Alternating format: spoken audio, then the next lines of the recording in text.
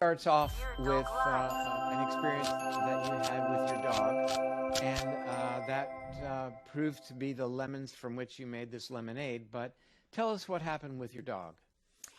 So I was just to give you the setting. I was a new mom. I had a newborn and I think a 2.5-year-old at the time, and we had already had our golden retriever for about 4.5 years. He was my firstborn, so to speak, and beautiful, healthy dog. And at around 4.5 years of age, he became sick. And golden retrievers, he eats everything, chews everything, pulls everything off everywhere. We thought, oh, he probably just had a sock, chewed something, and we took him to the vet. And he was icteric, so he had yellowing of the inside of his ears, and it turns out at that moment we found out that he had what was called autoimmune hepatitis. So his immune system was actually attacking him at his liver, and we really didn't understand or know this. We didn't even know dogs could get this kind of diagnosis. We know in humans, of course, and I'm an autoimmune disease doctor, so the ironies really run deep in this situation. And we ended up taking care of him for about 6 months using all the human immune system suppressing medications. And he eventually succumbed to his illness. But it was just an eye-opening and heartbreaking entree into the world of environmental health, because I was, at the time knew nothing about chemicals, nothing. I was eating Cheese Whiz, Oreos. I mean, I was just really not really into the idea that environment affects human health or pet health. And so that was really the entree into understanding that there can be exposures that can turn the immune system, trigger the immune system onto itself. And here you are acting as a rheumatologist, dealing with autoimmune conditions in humans, and basically working to treat the smoke, not the fire. I mean, let me characterize it as you were doing your best to calm the immune system down, but had not yet realized that we should, or it might be worthwhile to consider what might be compromising the immune system in the first place. So that was a real eye-opener for you.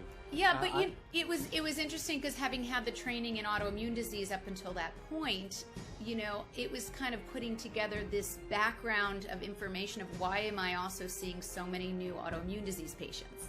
Why are they coming in younger? Why are they coming in with less family history that you would expect for a diagnosis of some type of autoimmune disease? So all these kind of training background information kind of was colliding at once. And I think that's why I was particularly intrigued about this particular situation with my dog.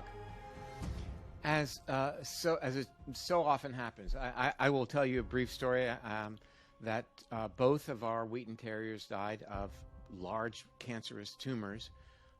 And we realized that the park where we were taking them for a walk was really quite toxic. And we puzzled over it as well. What is it about a dog? Why would they be dying of cancer like this? And it was very challenging. I mean, I think back to reading your book that you were actually tapping the ascites fluid. You were drawing fluid out of the abdomen around the liver to keep your dog alive at one point. Yeah, well, my husband and I are both, I'm obviously a physician, but my husband's a physician also. And, there's not enough of I would say, an establishment around helping animals at this chronic stage, similar to humans in many regards.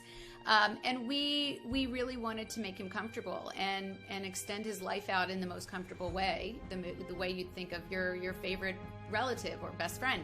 So we really just treated him conventionally, steroids, and appropriate pain medicine if he needed it. But essentially the fluid that builds up around a liver that's not moving fluids as it should, right? Blood and fluids, gets stagnant, can back up. And that's where you get pressure and ascites and different changes in the vascular system. It's just plumbing, really. And so what we did was, the vet, who was very, warm with us and really was just heartbroken with us, he taught us with the ultrasound, you put an X on the belly with, a marker.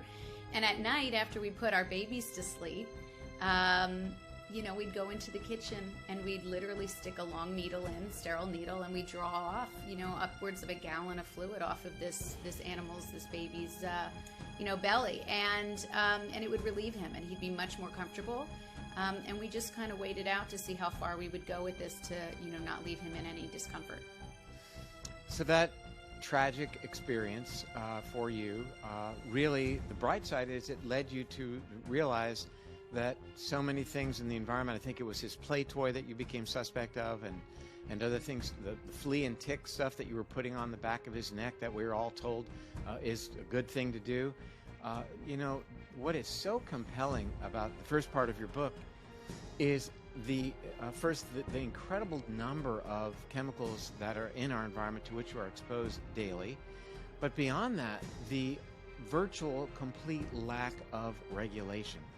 So tell us about how you discovered that and what it was like when you finally had that moment where you said, my gosh, there's no regulation of these. Because we all assume when you buy a product, well, I'm sure some administration has looked at it, made sure that it's safe for me to use on when I shampoo my hair, or lotion for my skin, or sunscreen.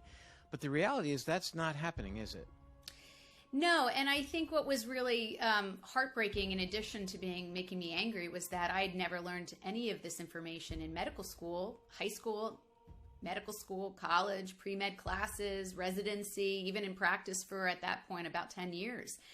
And, you know, I really, because I had not learned it, similar to integrative medicine and functional medicine thoughts and practices, when you haven't learned it from teachers you respect and in environments that you respect, you sort of don't believe that it exists or it's real, or, you know, that there's other tools out there. So when I was, trying to think about his food and whether or not his food might have been contaminated to make him sick, or the flea and tick collar that we would drip on the back of his neck because we were told to, we live on a farm in New Jersey, and so we have glyphosate sprayed literally outside our back door. I mean, this is what I'm also currently battling. And when you think about all those different types of exposures that he's around, even our children are around, if you think about it, it called into question, is there something wrong with this? And as I started looking up, whether or not pesticides could cause autoimmune hepatitis, or plastics and plasticizer chemicals, like the toy that he always had in his mouth. I mean, this was unusual how often he kept it in his mouth. It started to peel away these questions. And when I would look around the kitchen, and at that point it was just me and my cat, more or less, I would say, is this true? Could this possibly be true? And I would reach out to the people that I knew were in this environment, environmental working group. Certainly I was getting quite a bit of information from them at the time, even back then. And I started to ask questions, and that's when I really reached out to them and said, listen, is this stuff true? And they said, not only is it true, you're one of the first doctors that's reached out to us, because I was giving community lectures on what I was finding. They said, let's work together and let's bring this to hospital systems. And that began a 2-3 year journey with them. But really, I created a CME program for hospital grand rounds departments across the country to try to educate them on the effects of these chemicals that we now know, called endocrine disrupting chemicals, and what they do, and break it down into classes for large university hospitals. It was remarkable. So let's just unpack that term, endocrine disrupting. I mean, we understand that there's a lot of attention in terms of estrogen mimetics, estrogen receptor, things that will work both antagonistically and agonistically with respect to various receptors. But let's unpack what you're talking about when you're talking about endocrine disruptors. So endocrine disruptors has been coined as the overarching name for chemicals, and there are a variety of them, that have this uncanny and kind of worrisome ability to disrupt. And disrupt is a broad term because it can mean, as you mentioned, it can mimic hormones, which are basically chemical messengers in the human body. It can block them, and it can also work on the receptors, which is where these chemicals are delivering their message at the end organ or end tissue.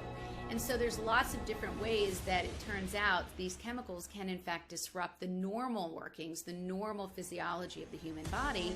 But we're talking very, very, very low doses, the way hormones work. Because over evolution, through millions of years of evolution, we've conserved energy as human beings, and we have hormones that message very important physiology through very small amounts.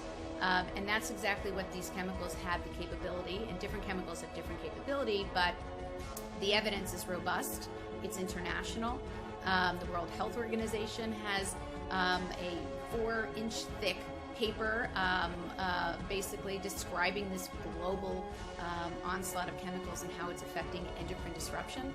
And of course, the American Academy of Pediatrics, the Endocrine Society, the American College of Reproductive Medicine all have their position statements. So this is a real topic that has gained a lot of traction, especially over the last 5 years, 5 to 10 years. אתם צופים ב-Dear Dog Live.